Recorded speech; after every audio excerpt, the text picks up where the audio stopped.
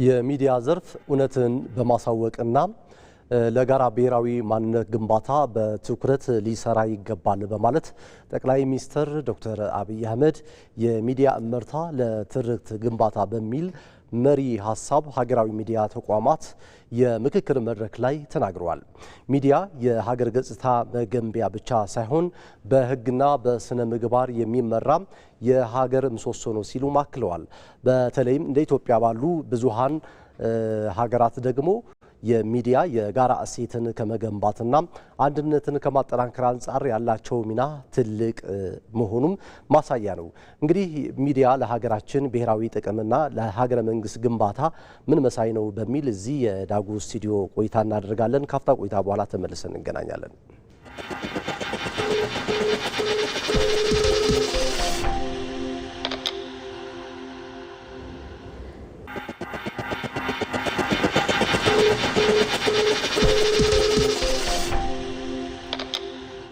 ጤና ይስጥልን የተወደዳችሁ ተመልካቾቻችን፣ ከኢትዮጵያ ብሮድካስቲንግ ኮርፖሬሽን የዳጉ የቀጥታ ስርጭታችን ሆ ጀምሯል። በዛሬ በዳጉ የቀጥታ ስርጭት ውይይታችን የሚዲያ እመርታ ለትርክት ግንባታ በሚል ርዕሰ ጉዳይ ቆይታ እናደርጋለን። እዚህ ስቱዲዮ ደግሞ ለውይይቱ መነሻ የሚሆኑን እንግዳ ይዘናል። አብራችሁን ትቆዩ በአክብሮት እንጋብዛለን። እንግዶቼ እንኳን በሰላም መጣችሁ። መልካም። የመጀመሪያ እንግዳይ እንግዲህ ወይዘሮ ሃይማኖት ዘለቀ የኢትዮጵያ መገናኛ ብዙሃን ባለስልጣን ዋና ዳይሬክተር ናቸው።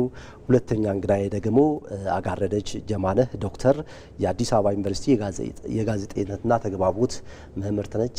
ስለመጣችሁ እጅግ እናመሰግናለን። መልካም። ቀደም ሲል እንግዲህ ወደ ተመልካቾቻችን እንዳጋራ ነው ከቀናት በፊት ጠቅላይ ሚኒስትር ዶክተር አብይ አህመድ በተገኙበት የሚዲያ እመርታ ለትርክት ግንባታ በሚል መሪ ሀሳብ ሀገራዊ የሆነ የሚዲያ ተቋማት የምክክር መድረክ ተካሂዷል። የምክክር መድረኩ እንግዲህ ለዘርፉ እድገትና በተለይ ደግሞ በሚዲያ ላይ ለሀገራችን ገጽታ ግንባታ ለመዋል ምን ሚና ይኖረዋል የሚል ሃይማኖት ካንቺ ጀምር። እንግዲህ ይሄ መድረክ ትልቅ አስተዋጽኦ ነው የሚኖረው። ምክንያቱም ያው የሀገራችን ሚዲያዎች በአገሪቱ የፖለቲካ የኢኮኖሚና የማህበራዊ ጉዳዮች ላይ ለሕዝብ መረጃ በመስጠት በተለይም ደግሞ በአጠቃላይ በሚካሄደው ሰፊ የልማት እንቅስቃሴና በአጠቃላይ በሰላምና ደህንነት በብሔራዊ ጥቅም ማስጠበቅ ዙሪያ ሚዲያዎቻችን የሕዝብ የንግድ ልንል እንችላለን፣ የበይነ መረብ የውጭም ልንል እንችላለን፣ የማህበረሰብም ሁሉም እንዳጠቃላይ በዚህ መረጃ መስጠትና ህዝቡ ንቁ ተሳታፊ እንዲሆን በማድረግ ረገድ ያላቸው ሚና ከፍተኛ በመሆኑና በተለይም ደግሞ መንግስትና ህዝብን እንደ ድልድይ ሆነው የሚያገናኙ በመሆናቸው በዚህ ረገድ ባለፈው ጊዜ የተካሄደው መድረክ በጣም ጥሩና በዘርፉ ያሉትን መልካም እድሎች እስካሁን የተከናወኑ አበይት ተግባራት በተለይም ደግሞ ከለውጥ ወዲህ ሚዲያው በሪፎርም ያለበትን ደረጃ በጣም ለውጦች ተገኝተዋል። እመርታዊ ለውጦች አሉ። እነሱን ያሳየ የተሻገርናቸው ደግሞ ስብራቶች ነበሩ። ስብራቶችን በመጠገን ረገድ ለውጡ ያስገኘውን ትሩፋት ያስገኘውን ውጤት ያሳዩ፣ ቀጣይ ደግሞ የትኩረት አቅጣጫ ምን መሆን አለበት የሚለውን ያመላከቱ ስቲል ተግዳሮቶች አሉ። በተለያየ የሚዲያ ዘውግ ላይ ያን ተግዳሮት እንዴት መሻገር አለብን ለሚለው አቅምና ስንቅ የሚሆን መልእክት የተላለፈበት አቅጣጫም የተቀመጠበት ስለነበር በጣም ገንቢና ዓላማውን ያሳካ መድረክ ነበር በሚል ነው የምገልጸው። መልካም ሃይማኖት፣ እናመሰግናለን። ዶክተር ወደ እርስዎ ልምጣና እንግዲህ ሚዲያዎች እንዲሁም የሚዲያ ባለሙያዎች እውነትን ከመግለጥ አንጻር በተለይ ደግሞ ሚዛናዊነትን፣ ኃላፊነትና ነጻነትን ጠብቀው ለማህበረሰቡ መረጃን ከማድረስና ለሀገረ መንግስት ግንባታ ያላቸው ሚና ምን መሳይ ነው ማለት እንችላለን? አመሰግናለሁ። እንግዲህ መገናኛ ብዙሃን ከቀደምት ዘመን ጀምሮ እንደ አራተኛ መንግስት በሚባል ነው የሚታወቁት። አሁን የዲጂታል ሚዲያው ሲመጣ አምስተኛ ሆኖ ራሱን ዛጋ ካቴጎሪ ውስጥ አስገብቷል።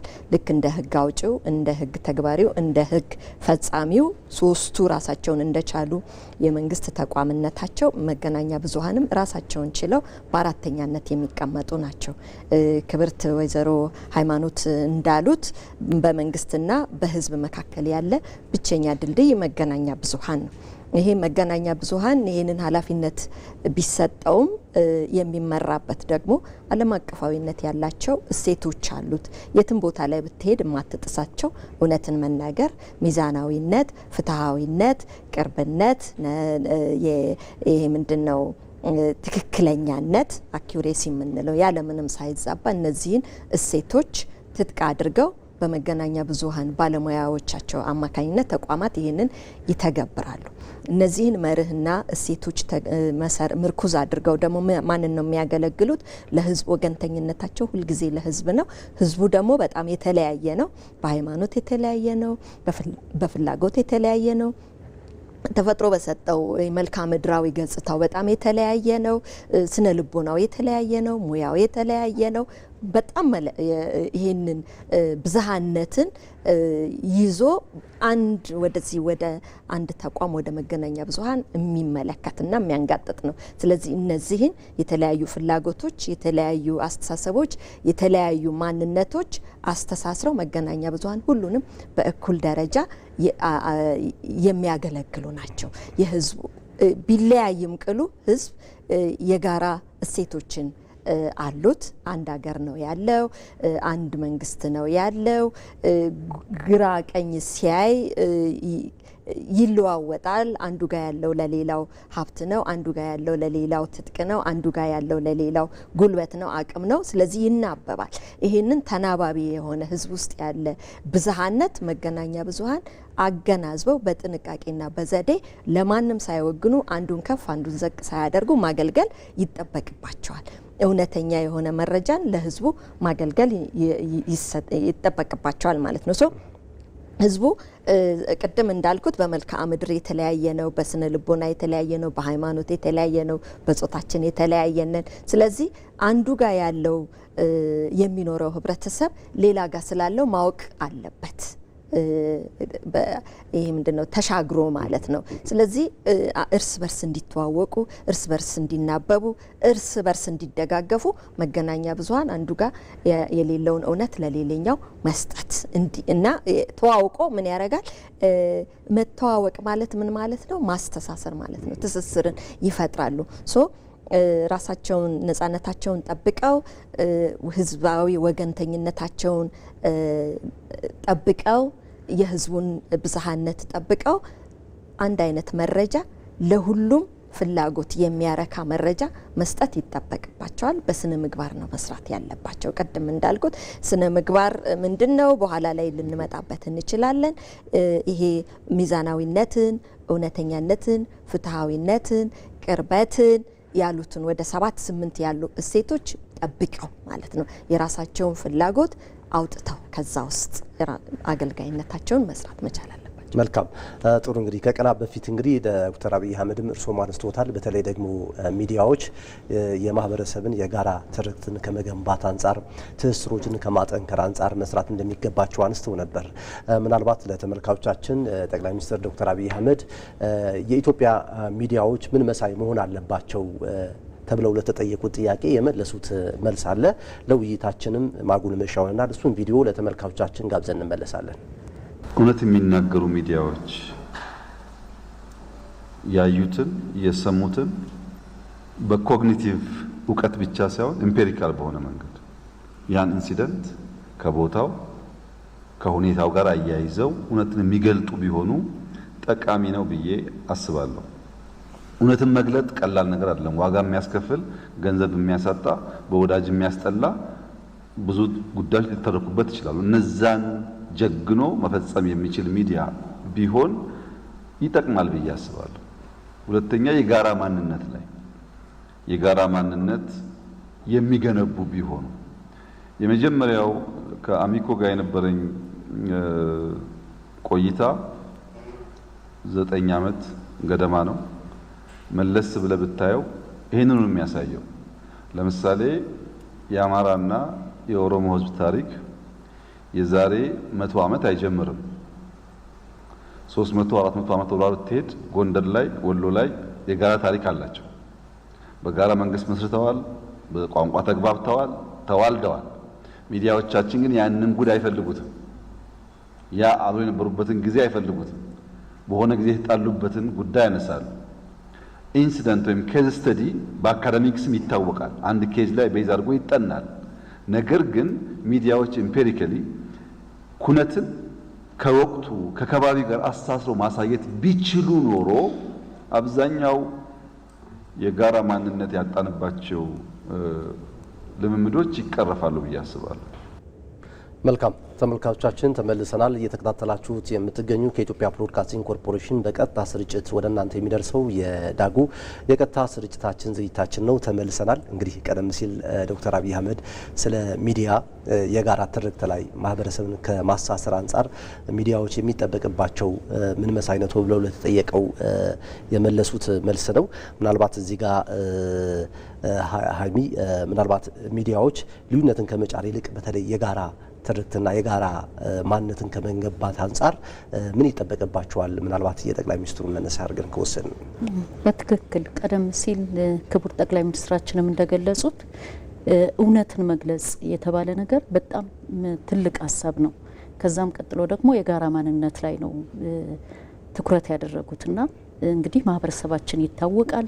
በርካታ ብሔር ብሔረሰቦች ያሉባት ሀገር ናት ሀገራችን። ብዝሃ ማንነት፣ ብዙሃ ቋንቋ ያለባት፣ ብዝሃ ስብጥር ቀደም ሲልም ስትገልጽ እንደነበረው ዶክተር የተለያየ ጾታ አለ፣ ብሔር አለ፣ ሃይማኖት አለ።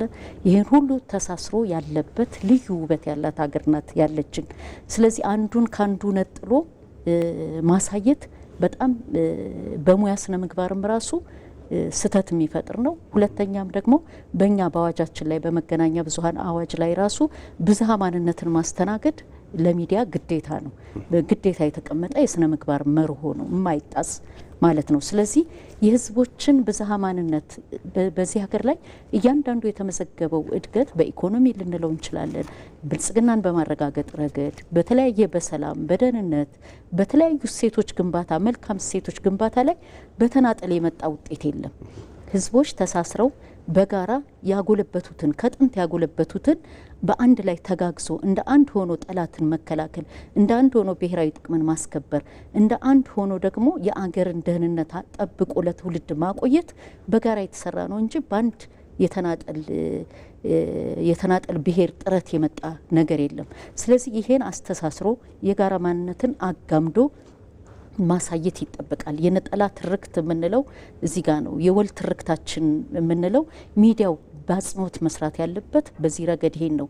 በተለይም ግን እውነትን መግለጽ የሚያሉት ይሄ ነው። እውነቱ ይሄ ነው። ሳይሸራረፍ እውነትን ማሳየት የተባለው የተነጠለ ትርክት ሲሆን ወደ ሀሰትነት ነው የሚሄደው። ስለዚህ በህዝቦች መካከል ያለውን እውነት ያለውን ዝምድና ያለውን ተጋምዶ ያለውን ተባብሮ ውጤት የማስመዝገብ ታሪክ እያሳዩ እውነትን ሳይሸራርፉ መሄድ በእጅጉ አስፈላጊ ነው። በነገራችን ላይ ቀደም ሲል የጋዜጠኝነት ዋና ዋና ፒላሮች ተብለው በዶክተር አጋረድች የተጠቀሱት ለምሳሌ ትክክለኛነት፣ ሚዛናዊነት፣ ተጨባጭነት፣ ቅርበት የሚሉት በመገናኛ ብዙኃን አዋጁ ላይ ደግሞ መጣስ የሌለባቸው የሙያ ስነ ምግባር ተብለው የተቀመጡ ናቸው። ስለዚህ ተመጋጋቢ ነው። አንድ መገናኛ ብዙኃን ፈቃድ ሲወስድም ሲመዘገብም እነዚህን አሟልቶ መገኘቱንና በስራ ሂደትም ላይ እያለ በዴይ ቱ ዴይ እኛ የክትትልና ድጋፋችንና የሚዲያ ሞኒተሪንጋችን ቼክ የምናደርገው ይሄንን ነው።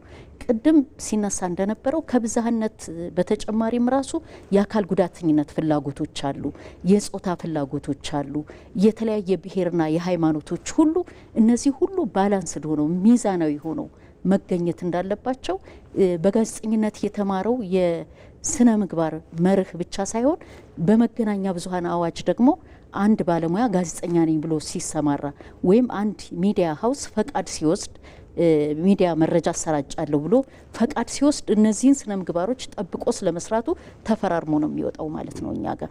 ስለዚህ ይሄ ማህበረሰብን ጤናማ አድርጎ ለመጠበቅ ማህበረሰብ የሚጠበቅበትን አስተዋጽኦ በአገር እድገት፣ በአገር ልማት፣ በአገር ብልጽግና ላይ የሚጠበቅበትን አስተዋጽኦ እንዲያበረክት መገናኛ ብዙኃን በእነዚህ ጋይዲንግ ላይንስ ላይ ተመስርተው ስራቸውን መከወን ይገባቸዋል።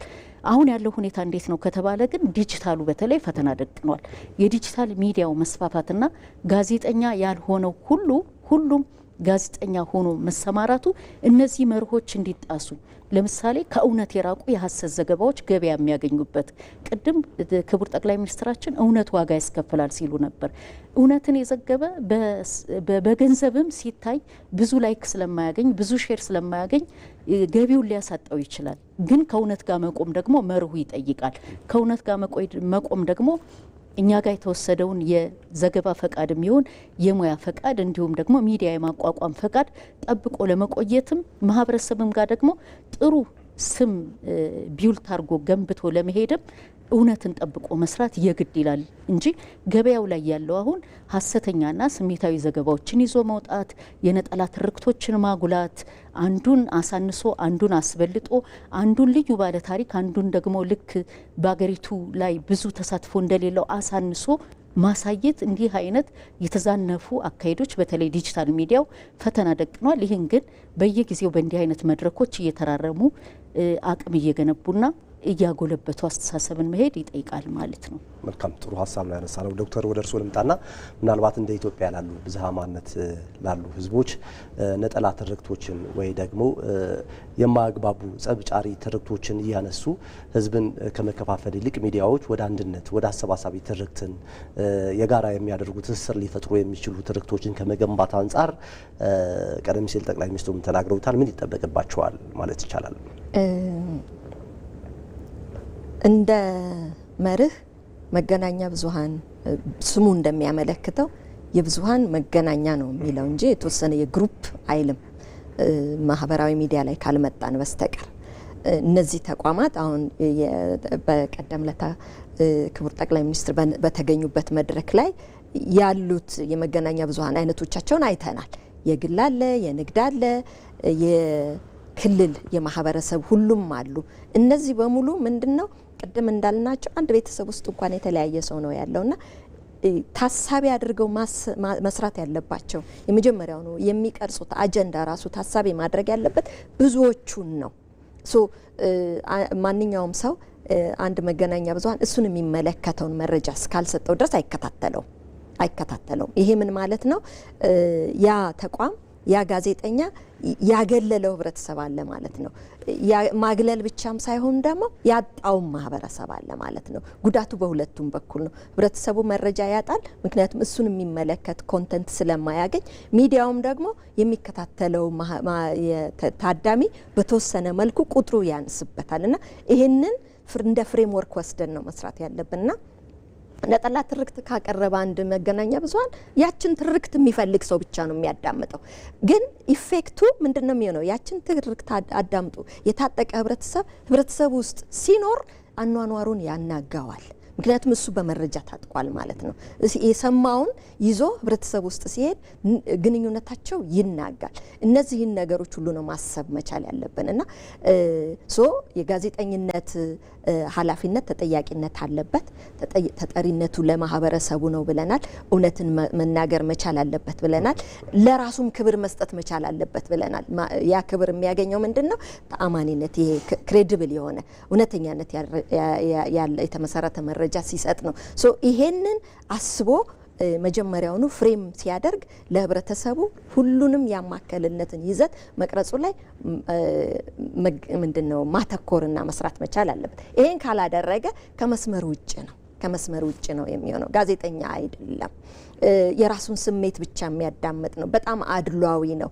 ጦረኛ ነው የሚሆነው። መሳሪያ አቀባይ ነው የሚሆነው እንጂ አካውንተብል አይደለም። ለህብረተሰቡ ተጠያቂነት ባለው መልኩ የሚሰራ ሚዲያ አይደለም የሚሆነው። ክቡር ጠቅላይ ሚኒስትር ቅድም ያሏት ነገር አለች። እውነት ዋጋ ታስከፍላለች ብለዋል። ለምንድነው? ቁጭ ብሎ መስራትን ይጠይቃል፣ መፈለግን ይጠይቃል። እውነት ደግሞ በብዙ ነገሮች ትሸፈናለች። ራሱ አቅሙም ቢኖርህ ገንዘቡ ቢኖርህ ፊልድ ሄደህ ልትሰራ ብትሞክር እውነት ትደበቅብሃለች በተለያዩ ነገሮች። አሁን ወርቅ ማደን ምንድነው? ወርቅ ማውጣት የወርቅ እንደ ማዕድን ማውጣት ከባድ ነው። ነዳጅና ወርቅ በጣም አይገኙም፣ ያጭበረብራሉ። እዚህ ሲሏቸው እዚያ ይላል የሚባል ልክ እንደሱ መውሰድ መቻል አለብን። እውነትን ለማግኘት ጋዜጠኛው ይቸገራል፣ ይፈተናል። ድሮም ታሪኩ እንደሚነግረን እውነትን እንዳይወጣ የሚፈልጉ አካላት ይደብቋታል። ገንዘብ ያላቸው፣ ኃይል ያላቸው፣ ፓወር ያላቸው ይደብቋታል። አሁን ደግሞ ተጨማሪ ኢንስትሩመንት ዲጂታል ሚዲያው መጥቷል። ስለዚህ ምንድነው እውነት በቀላሉ ማትገኝ እየሆነች ዝግጁም ብትሆን እየተደበቀች ትሄዳለች። ምንድነው ሀሰተኛ መረጃው ይመጣብሃል።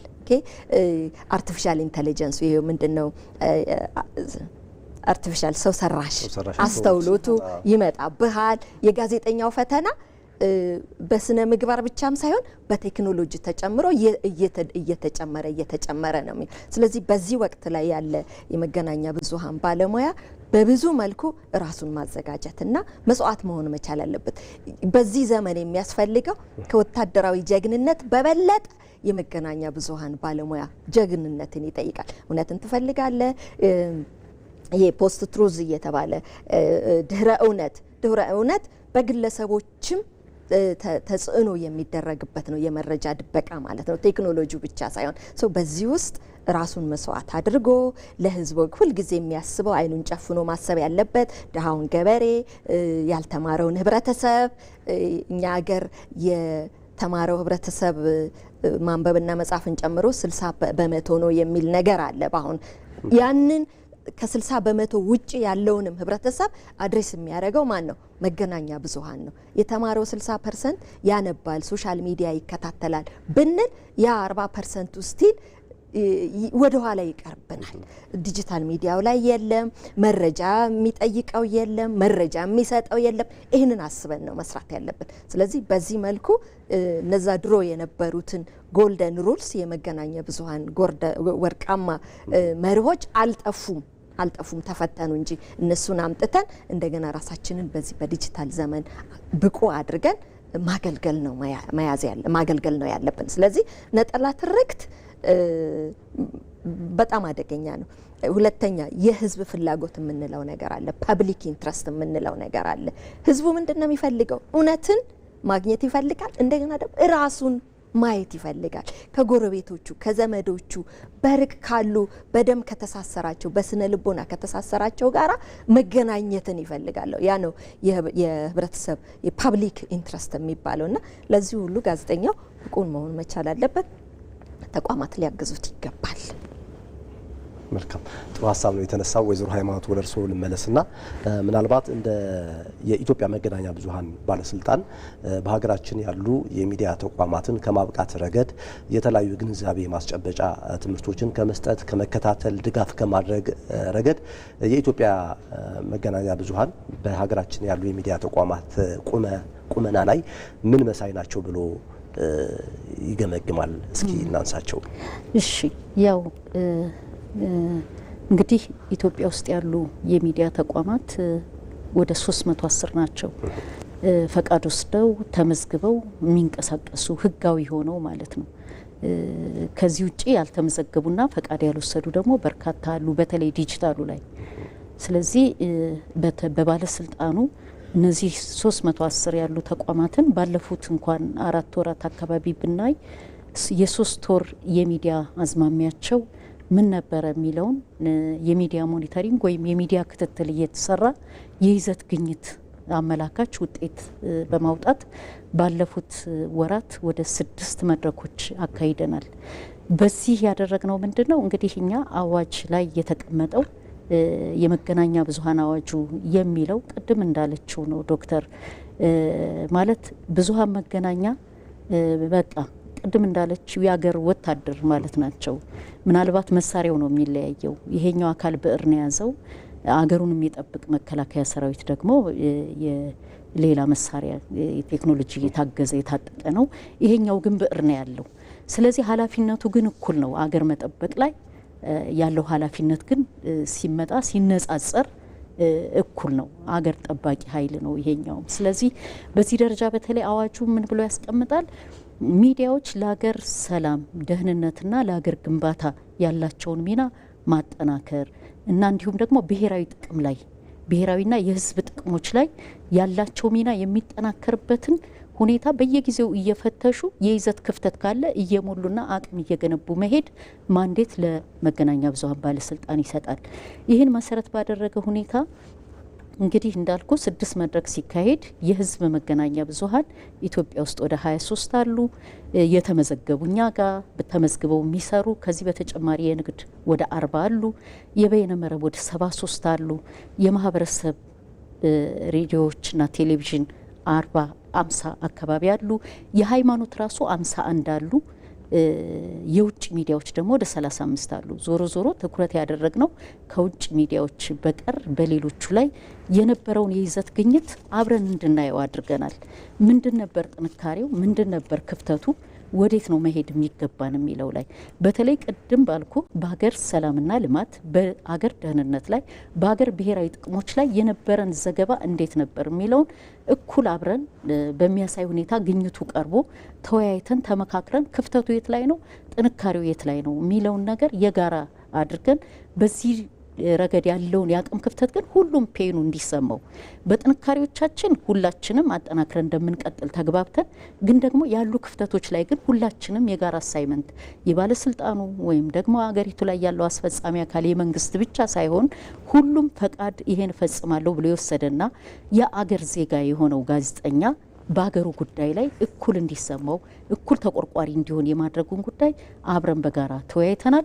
በዚህ ደረጃ ያየነው በተለይም ህዳሴ ግድብ ላይ፣ የባህር በራችን ጉዳይ ላይ፣ የአረንጓዴ አሻራችን ጉዳይ ላይ፣ የምግብ ዋስትና ላይ እና በምግብ ራስን ለመቻል ለምሳሌ ስንዴ ምርታችን ላይ እና ሌሎችም ዋና ዋና አገራዊ የኢኮኖሚ ሉዓላዊነትን ለማረጋገጥ የሚሰሩ ስራዎች ላይ፣ ስራ አጥነትን ለመቅረፍ የሚሰሩ ስራዎች ላይ እነዚህ አይነት ላይ የተሻሉ ስራዎች እንደተሰሩ አይተናል።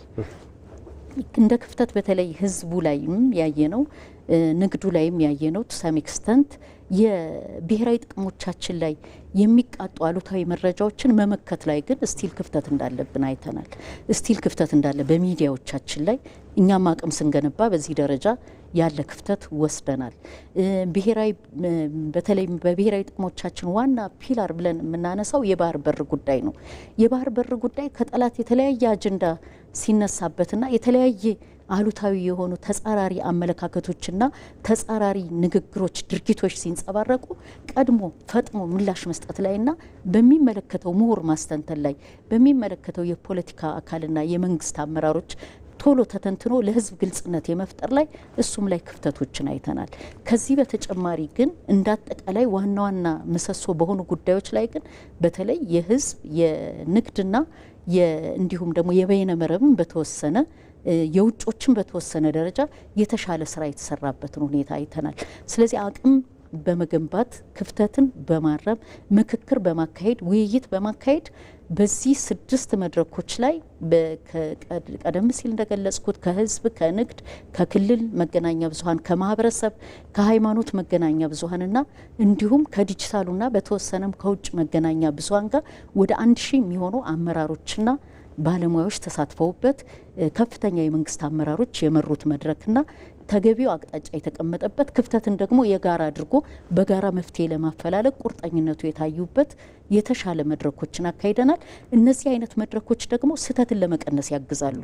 አንዳንድ ስህተቶች በተለይም ዲጂታል ሚዲያው አካባቢ በተለይ ዲጂታል ሚዲያውንም ኦውን የሚያደርጉት ስላለ ፈቃድ ወስደው 73ቱ ያልኩ ፈቃድ የወሰዱ የዲጂታል ሚዲያ ባለቤቶች ናቸው።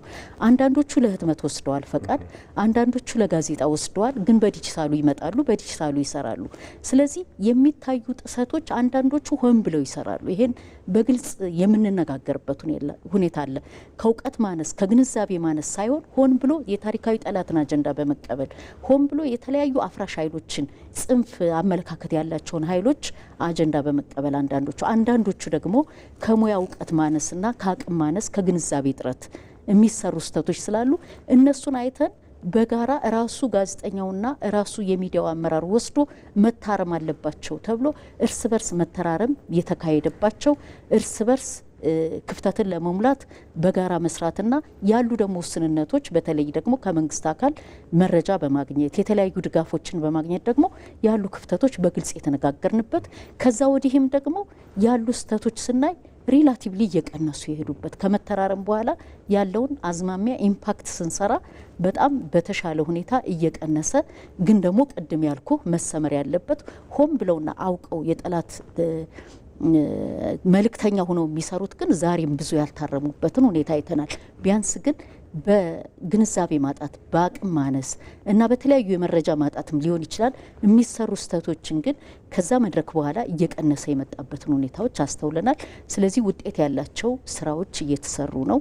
የክቡር ጠቅላይ ሚኒስትራችን ደግሞ በቀደም ለታ የተካሄደው መድረክ ተጨማሪ አንድ ምዕራፍና በጣም በተሻለ ሁኔታ ይሄን ስራ ከፍ የሚያደርገው ምዕራፍ የከፈተ ነው የሚለውን ለማንሳት ነው። መልካም ጥሩ ማብራሪያ ነው። ዶክተር ወደ እርስዎ ልመለስና እንግዲህ ሚዲያና ባለሙያዎች እውነትና በእውቀት የተደገፈ እንደዚሁም የጋዜጠኝነትና ተግባቦትን ስነ ምግባርን ወይም ኢቲክስ የምንለው ጠብቀው ለሀገር ሉዓላዊነት ለብሔራዊ ጥቅም እንዲሰሩ አሁን ላይ ያላቸው ቁመና ከሙያ አንጻር ሲፈተሽ ምን ይመስላል? ቀጣይስ ምን አይነት መርሆችን መከተል ይገባል የሚለውን ነገር እንመልከት። እኔ እንዳው በሀገራችን ያሉትን የጋዜጠኝነት መስመር ውስጥ የሚሰሩት ጋዜጠኛ የሆኑት ማለት ነው ሆን ብለው ይሳሳታሉ፣ ሆን ብለው አገር ለመጉዳት ይሰራሉ ብዬ አላስብም። ትልቁ ነገር የሚሆነው ምንድነው? ችግሩ ክብርትም እንዳለችው የእውቀት ማነስ፣ የእውቀት ማነስ፣ የግንዛቤ ማነስ፣ ቸልተኝነት፣ አለማንበብ፣ ዝም ብሎ የዕለት ተዕለት ትኩሷን ነገር የመስራት ነገር እነዚህ ያጋልጧቸዋል። ሁለተኛ ይሄ የፖስት ትሩዝ ድረ እውነት የምንለው ነገር የቴክኖሎጂ የዲጂታል ቴክኖሎጂው ተጽዕኖ ምን ያደርጋል?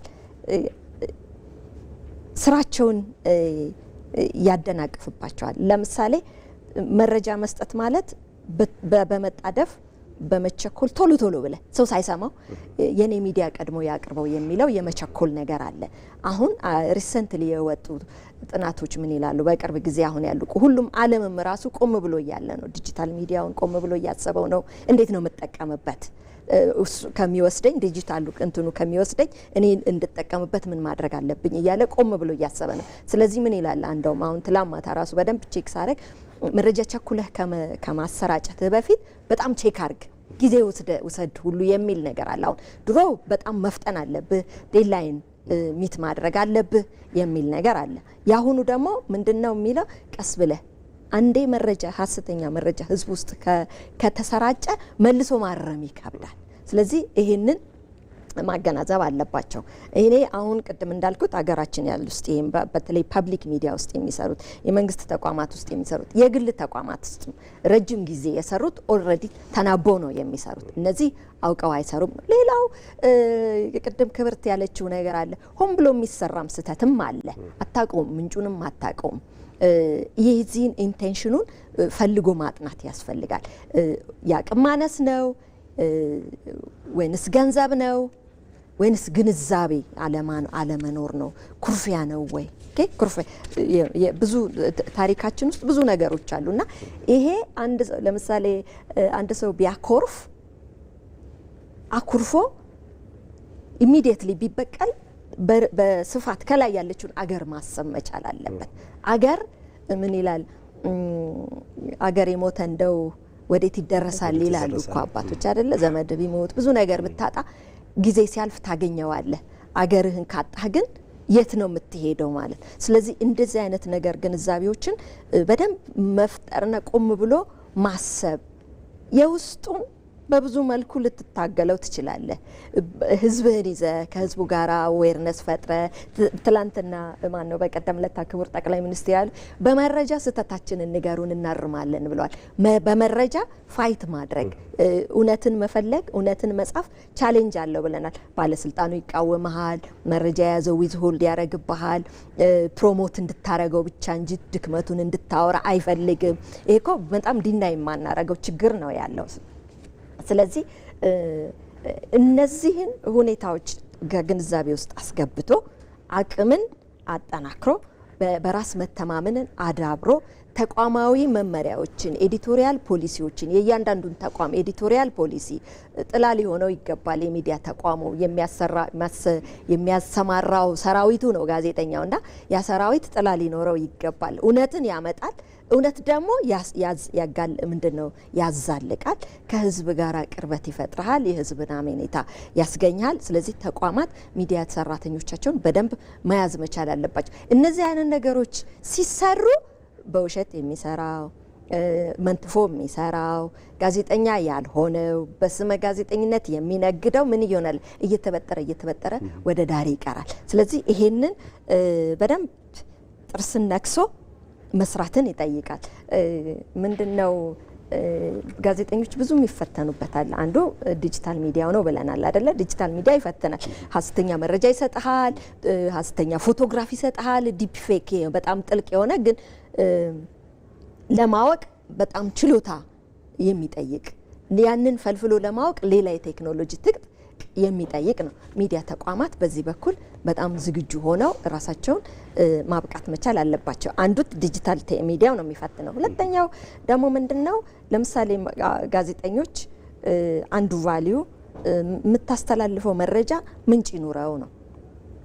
የራስህን አይደለም የምታስተላልፈው። አሁን ሚዲያዎች ላይ ሶሻል ሚዲያው ላይ ዩቲዩብ ላይ በጣም ብዙ ሰዎችን እየወሰደ ያለው ሰዎች በጋዜጠኝነት ስም የራሳቸውን ፍላጎት፣ የራሳቸውን ሀሳብ፣ የራሳቸውን ፍልስፍና፣ የራሳቸውን ጋዜጠኛ ሆነው ነው የሚያስተላልፉት። ይሄ በጋዜጠኝነት መርህ ውስጥ ዋጋ የለውም ወይም ተቀባይነት የለውም። ጋዜጠኛ ምንድነው የሚሆነው? መረጃ ከምንጩ ያመጣል፣ ለሚያስፈልገው ህብረተሰብ ያስተላልፋል፣ ለመንግስት ያስተላልፋል። ይሄ ማለት ደግሞ ጥሬ ፋክቱን ብቻ ሰጥተህ ቁጭ ትላለህ ማለት አይደለም። ቅድም ወይዘሮ ሃይማኖት ያነሳችው ነገር አለ። ትንታኔ የሚፈልጉ ፍሬምድ መሆን ያለባቸው ይሄ ፐርስፔክቲቭ በቀደም ለታከቡር ጠቅላይ ሚኒስትር ያሉት በየትኛው አንግል ነው መታየት ያለበት፣ የትኛውንም አንግል ምረጠው ለነዛ አንግሎች አሳማኝ የሆኑ መረጃዎች ከየት ነው የሚመጡት የሚሉትን ነገሮች መስራት ያኛው ቀጣይ ስራ ነው። ፋክት ትሰጣለህ። ሶ እውነተኛ ያልሆነ ነገር ምንጩ ያልታወቀ ነገር አታስተላልፍም ማለት ነው። ግን ቅድም ያልነው እውነት ለማግኘት ለመገኘት በጣም ትርቃለች። ያስኳት ስትል ትርቃለች። ያንን ስራ የሚሰራ አካል አለ ማለት ነው። ስለዚህ የሚያውቅ ደግሞ አካል አለ። ሶ እውነትን ለመደበቅ በሚታገል አካልና እውነትን አውቆ ሼር ሊያረግ በሚችል አካል መካከል የአይጥና የድመት መደፋፈጥ ይኖራል። ሶ ጋዜጠኛ ምናል መረጃ እንደምንም ታግሎ ቢያገኝ የመረጃ ሰጪውን ደህንነት መጠበቅ መቻል አለበት። ስለዚህ ሁልጊዜ መረጃ ምንጩን ማንነት ላያስተላልፍ ይችላል። ግን ያ ማለት እሱና ተቋሙ የዛኔ መረጃ ምንጭ አቅም ማለት አይደለም። ደህንነቱን መጠበቅ መቻል አለባቸው። የመረጃ ምንጮች ደህንነታቸው ከታወቀ በጣም ብዙ የተደበቁ እውነቶችን መገናኛ ብዙሃን የማጋለጥ መብቱ እድሉ አላቸው ማለት ነው። እንዲህ አይነት የሚያወዛግቡና ምንድነው ወጥመድ ውስጥ የሚከቱ ነገሮችን ማለፍ አለባቸው። ሌላው ብዙ ጊዜ ችግር የሚፈጥረው የማንነት ለራስ ማንነት ማድላት። ጋዜጠኛ ስትሄድ ቅድም ብለናል፣ ሁለታችንም ብለናል፣ የምናገለግለው ወይም የምታገለግለው በጣም ብዝሃነት ያለው ዳይቨርስ የሆነ የህብረተሰብ ክፍል ነው። ብሔረሰብ የለም እዛ ውስጥ፣ ሃይማኖት የለም እዛ ውስጥ። ጋዜጠኛው ግን ከየትኛውም ሃይማኖት ከየትኛውም ብሔረሰብ የመጣ ነው የሚሆነው። ያንን ካባ ነው የሚያወልቅ። ያ ካባ ይወልቅና ሁሉንም እያየ ሁሉንም የማያስከፋ የተወሰነውን ብቻ የማያስደስት መስራት ነው መቻል ያለበት። ሁሉንም የማያስከፋ ማለት ምንድነው? ህዝቡን ስናስብ ነው። የምታስተላልፈው መረጃ የሚያስከፋው አካል የለም ማለት አይደለም። እውነት ዩኒፎርምሊ ሁሉም ቦታ ላይ አንድ አይነት አይደለችም። ይሄንን ምርመራ ጋዜጠኝነትን እኮ መውሰድ ትችላለህ እኮ። ምርመራ ጋዜጠኝነት እኛ ሀገር በደንብ ፕራክቲክስ እየተደረገ አይደለም። ሌላው ጋዜጠኛው ይሄ ቁጭ ብሎ ኮምፒውተር ላይ አድፍጦ ወይም ኮምፒውተር ላይ ተጥዶ መዋል የለበትም። የት ነው መዋል ያለበት? ህዝብ ውስጥ ነው መዋል ያለበት። ህዝብ ውስጥ እውነት ያለው ህዝብ ውስጥ ነው። መረጃ ያለው ህዝብ ውስጥ ነው። ስሜት ይሄ ኢሞሽናሊቲ ያለው ህዝብ ውስጥ ነው። የኔ ኢሞሽናሊቲ የኔ የግሌ ነው። ኢሞሽን የህዝቡ ኢሞሽን ምን ይመስላል? ህዝብ ማለት ነው። ያንን አምጥተህ መገናኛ ብዙሃን ታስተላልፈዋለህ ማለት ነው። ጥሩ ማብራሪያ ነው። ይቅርታ እንዴ አንዲት ነገር ላርም ዶክተር ስትገልጽ ሆን ብሎ የሚሰራ የለም ብላለች። እኔ ይሄን ስትረስ ማድረግ እፈልጋለሁ። ክቡር ጠቅላይ ሚኒስትራችንም አንስተውታል። ርዕስ የሚያጫጩሁ በርዕስ የሚነግዱ አርስተ ዜና የሚሸጡ ይህን ሲሉ ያለ ምክንያት አይደለም። እኔ እንግዲህ ያው አቅም የሚገነባ ክትትልና ድጋፍ የሚያደርግ አስቻይ የቁጥጥር ስርዓት የገነባ ተቋም ነው የምመራው። አትሴም ታይም ግን ቁጥጥር አደርጋለሁ ማለት ነው። ቁጥጥር ያደርጋል ባለስልጣኑ። ስለዚህ እነዚህ ነገሮች ቅድም ያልኳቸው ምናልባት ጥቂት እጅግ ጥቂቶች ይሆናሉ እንጂ እሳቸውም ክቡር ጠቅላይ ሚኒስትራችንም ሲሉ ያሉበት ተጨባጭ ማስረጃ ስላላቸው ነው። እኔ የምምለው ደግሞ እርምጃ የወሰድንባቸው ሚዲያዎች ስላሉ ነው። እጅግ ጥቂት ሊሆኑ ይችላሉ፣ ግን እነዚህ ደግሞ እጅግ ጥቂት ማለት ስም የገነቡ ናቸው፣ በርካታ እድሜ ያስቆጠሩ ናቸው። እንዴት ደግሞ በባለ ሀብት ወይም ዝም ብሎ እውቀቱ በሌለው ባለቤት የሚመሩ ሳይሆኑ የጋዜጠኝነት ሙያው ባላቸው ሆን ተብሎ ያልኩት ለዚህ ነው። ምክንያቱም እርምጃ የወሰድንባቸው ስለሆነ አስተዳደራዊ የመጨረሻው የምንለው እርምጃ የወሰድንባቸውም ስላሉ እውቀትም አቅምም አንሷቸው ሳይሆን ግን የታሪካዊ ጠላት አሁንም በድፍረት ምለው የታሪካዊ ጠላት ተላላኪ በመሆን የታሪካዊ ጠላትን አጀንዳ ለምሳሌ የባህር በራችን የሚያጣጥሉ የሕዝብን ሰላምና ደህንነት ላይ አደጋ የሚጋርጡ ዘገባዎችን ሆን ተብሎ የሚያስተላልፉና የሚያጫጩሁ አሉ። እነሱን ቅድም እንደገለጽኩት በብሔራዊ ጥቅም ላይ የመጣ ተደጋጋሚ ጥፋት የሰራ ተደጋጋሚ ማስጠንቀቂያ ያለበት እስከ መጨረሻው እርምጃ የመውሰድ ሁኔታም ያጋጥማል። ስለዚህ እንዲህ አይነት ጥቂት እጅግ ጥቂት ሊሆኑ ይችላሉ። ዛሬም ርዕሰ ጉዳይ ያጫጩሃሉ። ዛሬም ደግሞ ይሄ ማለት የምርመራ ዘገባ ይስሩ ማለት አይደለም። የምርመራ ዘገባ ቅድም እንዳለችው የተፈቀደ ነው። በትክክል ኮራፕትድ ግለሰቦችን ማጋለጥ አለባቸው። ግን ደግሞ ስርዓቱ ኮራፕትድ እንደሆነ አድርጎ ማሳየት ግን አይቻልም። ምክንያቱም ኮራፕትድ የሆነ ስርዓት ስለሌለ፣ ኮራፕትድ የሆነ ስርዓት ካለ ደግሞ አገር ያፈርሳል ማለት ነው። ስለዚህ ሲስተሙን ሆን ተብሎ ኮራፕትድ እንደሆነ አድርጎ የማሳየት አዝማሚያዎች አሉ። ቅድም እንዳልኩ በጋዜጠኛ ስህተት፣ በተራ ጋዜጠኝነት ስህተት ሳይሆን ከባለቤት በሚቀረጽ አጀንዳ፣ ከሚዲያው ባለቤት በሚቀረጽ አጀንዳ እንዲህ አይነት ተደጋጋሚ ጥፋቶች ለምሳሌ አገር በጣም አጣብቂኝ ውስጥ በምትገባበትና ታሪካዊ ጠላቶች ከውጭና ከውስጥ በተናበቡበት ጊዜ የነሱን አጀንዳ የሚመግብ ዘገባዎችን ሆን ብሎ የማስተላለፍና ሌሎች እንዲቀበሉት የማድረግ ባለቤቶች ከውጭ ሆነው ከውስጥ ለሚሰራው ኃይል ግን እንዲህ አይነት አጀንዳዎችን የማቀበል በተደጋጋሚ ህዝብ ለምን እርምጃ አትወስዱም ብሎን የገባንበት ሁሉ አለ። ለምንድነው አገር እስኪያጠፉ አገር ኮላፕስ እስኪያደርጉ ድረስ የምትጠብቋቸው? ምንድነው የሚሰራው ባለስልጣኑ ተብሎ እርምጃ ግን እንዳልኩ ጥቂት ሊሆኑ ይችላሉ። ስለዚህ ሆን ተብሎ አለ የሚለውን ነገር ብንግባባ ብንስማማበት ጥሩ ነው። ጠቅላይ ሚኒስትሩም ሲያነሱ እንደውም በስም ጠርተው ሁሉ ነው አብነት ያስቀመጡት። ስለዚህ እንዲህ አይነት አካል አሁንም ታርሞ ገንቢ ሚናውን ሊጫወት ይገባል። ያ ማለት ግን ቅድም ያለችው ሚዛናዊ መሆን፣ ትክክለኛነት መሆን፣ ተጨባጭ መሆን የሚለውን እኛ ችግር ላይ ይውደቅ አንልም። የሙያውን ስነ ምግባር እንጠብቃለን። እንደገናም ደግሞ የሀገሪቱን ህጎች፣ የፕሬስ ህጉን፣ ሌሎች መመሪያዎችን፣ ስነ ምግባር አዋጆችን ጠብቆ በትክክለኛነትና በተጨባጭነት ክፍተትን እያሳዩ ሞጋቹ ነው መስራትን ደግሞ እንፈልገዋለን ማለት ነው። መልካም እንግዲህ ካለን ሰዓት አንጻር ነው አጠር አድርገው አንዳንድ ደቂቃ ማብራሪያ ይሰጡናል መጨረሻ ላይ ማጠቃለያ ማለት ነው። ቀደም ሲል እንግዲህ ወይዘሮ ሃይማኖት ያነሱት ነበረ። ጠቅላይ ሚኒስትሩ ምን ብለዋል? በተለይ በናሽናል ኢንተረስት በብሔራዊ ጥቅሞቻችን ዙሪያ ላይ ባህር በር አያስፈልግም ብሎ ዛሬ ባህር በርን አያስፈልግም ብሎ የሚሰራ ጋዜጠኛና ወይም ፖለቲከኛ ነገ እንዴት ከልጁ ፊት አብሮ ሊቆም ይችላል የሚል ሀሳብ አነስተዋልና በተለይ በብሔራዊ ጥቅሞቻችን ላይ ቀደም ሲሉ በዝርዝር አነስተውታል ወይዘሮ ሃይማኖት። እንዴት ነው ጋዜጠኛው በብሔራዊ ጥቅሙ ላይ ዘብ ሊሆኑ የሚገባው? ከውጭ የሚመጡ ዘገባዎች፣ የተሳሳቱ መረጃዎችን ደግሞ በሙያዊ በሆነ ስነ ምግባር ከመከት አንጻር ትክክለኛ መረጃ ከመስጠት አንጻር ምን መደረግ አለበት የሚለውን ዶክተር አጠር አድርገው ይመልሱልና ወደ ሃይማኖት እንመለሳለን። አመሰግናለሁ። እውነት ነው።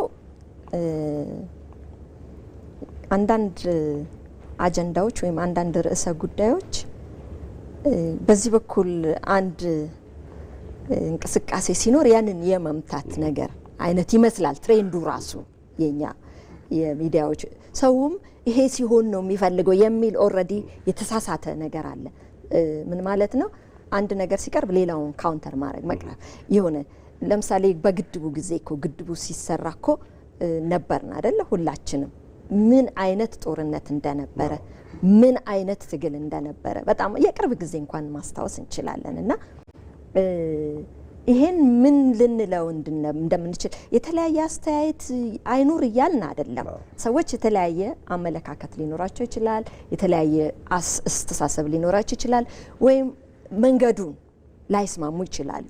የሆነው ነገር ኦኬ መንገዱን አይስማሙ እንጂ በመሰረተ ሀሳብ ደረጃ ግን ማንም ኢትዮጵያዊ ማንም የአንድ ሀገር ዜጋ አፊሊዬሽንም ያለው ጭምር ማለት ነው ታሪክም እኮ ኢትዮጵያዊ ያልሆኑ ግን ስለ ኢትዮጵያ የተቆረቆሩ እኮ በጣም ብዙ ታሪክ የውጭ ሰዎችም አሉ። እኔ ሲልቪያ ፓንክረስትን ብናነሳ እኮ ኢትዮጵያ እኮ በጣሊያን ስትወጋ እኮ በደንብ የተዋጉልን በብዕራቸው የተዋጉልን እኮ ሰዎች አሉ። እና ለአንድ ሀገር ጥቅም ለአንድ ሀገር ልዕልና ከውስጥ ሆነ ልትቃወም አይገባም።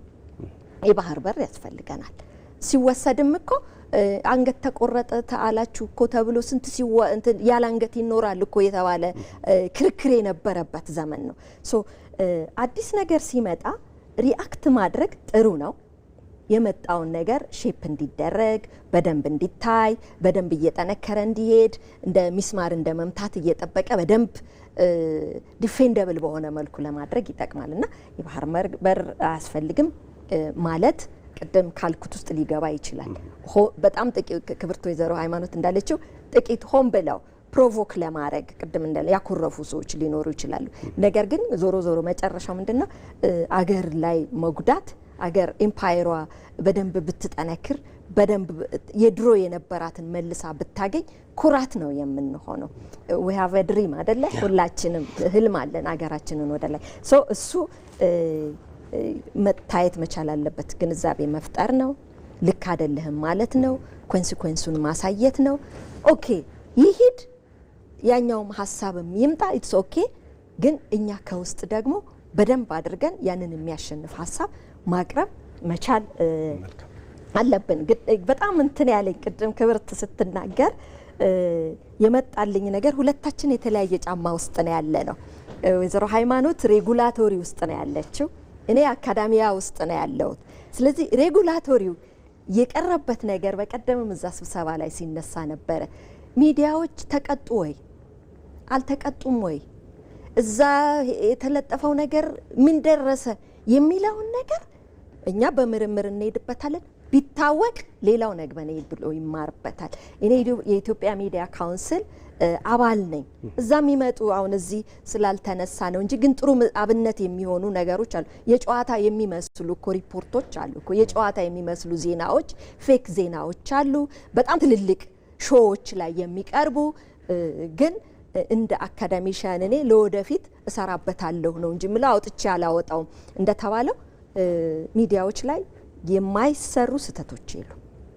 የማይሰሩ በጣም የሚያስደነግጥህ ማለት ነው ስህተቶች ሆን ተብለው ይሁኑ ከግንዛቤ ይሁን ፍራንክ ፍለጋ ይሁን ምንም ወይንም ዲጂታል ሚዲያው አሳስቷቸው ይሁን ወይንስ ቁጭ ብለው ኦልሬዲ ራሳቸውን ምሉእ በኩለሄ አድርገው ማንበብ አቅቷቸው ውስጣቸው ያለውን ብቻ ደጋግመው እያወጡ ይሁን ምንም መልስ የማትሰጥለት ሚዲያው ላይ በጣም ትልቅ የሆነ ሳቦታጅ ይሰራል፣ ወንጀል ይሰራል ህዝቡ ላይ። ደስ የሚለው ፓርት ሚዲያ ካውንስል ውስጥ አለሁበት። ትንሽ አሁን ህዝቡ ምን እያረገ ነው? እያመጣ ነው። እና እሱ ነው የሚያመጣልን። ቪዲዮን ያመጣልናል፣ ዩቲዩብን ያመጣልናል። ስታየው ያው ምክክር ነው እዛ ላይ ከሚዲያዎች ጋራ እንዲህ አታድርጉ የሚል ነገር ነው እኛ የምንሰራው። የሚዲያ ሬጉላቶሪ ቦዲው ግን አይኖ እዛም ያለውን አሰራር አውቀዋለሁ በቦርድ አባልነቴ። በጣም ነው የሚያስታምሙት።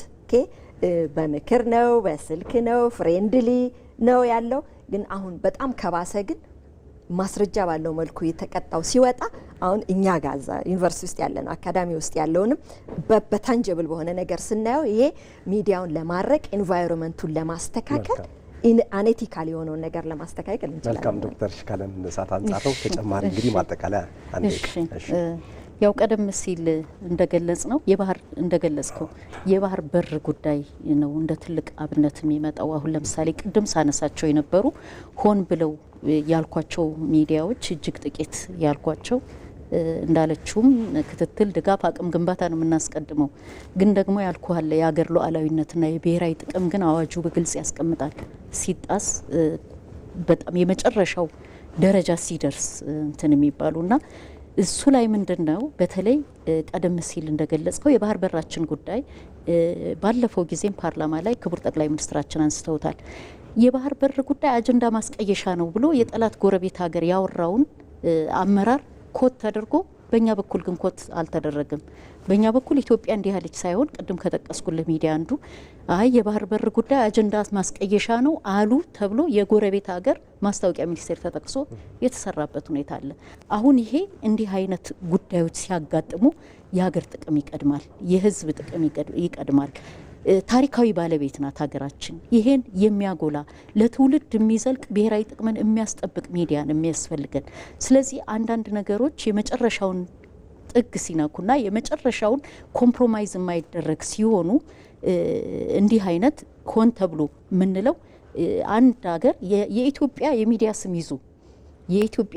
ስም ይዞ ግን የጎረቤት የጠላት አጀንዳን አስታሞ የሀገሩን ሳይዘግብ ሲቀር ቅድም ክቡር ጠቅላይ ሚኒስትራችን እንዳልከው ለልጁ ምን ብሎ ነው የሚያወራው ያሉት ይሄን አይነት ነው። እነዚህ ፈተናዎች ባይዘዌ በጣም አስታማሚ የሆነ ሬጉላቶሪ ስርዓት ነው ያለኝ ሀገር ላይ አይታችሁ ከሆነ ፕሬዚዳንት ትራምፕ ቅርብ ጊዜ አይታችሁ ይሆናል ሪቮክ እያደረጉ ያሉ ራሳቸው ናቸው። የሀገር ብሔራዊ ጥቅም በተነካ ጊዜ ዘላቂ ጥቅማቸው በተነካ ጊዜ ሲስተሙን ኮራፕት ያደርግ ወይም ደግሞ ሲስተሙን ኮላፕስ የሚያደርግ ነገር በፕሬሱ ተፈጽሟል ብለው ባመኑ ጊዜ እንደውም ሬጉላቶሪ ቦዲውን አልፈው ሪቮክ አድርጌ ያለው በመግለጫ ላይ የሚሉበት ሁሉ የኛ ግን እጅግ የሚያስታመም ሙያዊ አቅምን የሚገነባ ምክክርና ድጋፍን የሚያስቀድም አቅምን የሚገነባ እንዳለችው ደግሞ ዶክተር እርስ በርስ ሙያዊ ማህበራት በስተው እርስ በርስ ሙያዊ አቅማቸውን እንዲያጠናክሩና እርስ በርስ እንዲተራረሙ ሰልፍ ሬጉላተሪ የሆነ ስርዓትን እያጠናከረ ያለ ነውና በዚህ ረገድ የተሻለ ኃላፊነት በቀጣይ እንወጣለን እርስ በርስ የሚል ሀሳብ ነው ያለኝ። አመሰግናለሁ። ወይዘሮ ሃይማኖት ዘለቀ የኢትዮጵያ መገናኛ ብዙሃን ባለስልጣን ዋና ዳይሬክተር፣ ዶክተር አጋረደች ጀማነህ የአዲስ አበባ ዩኒቨርሲቲ የጋዜጠኝነት ተግባቦት መምህርት፣ እንግዲህ ካለን ሰዓት አንጻር ነው ለሰጡን ማብራሪያ እጅግ እናመሰግናለን።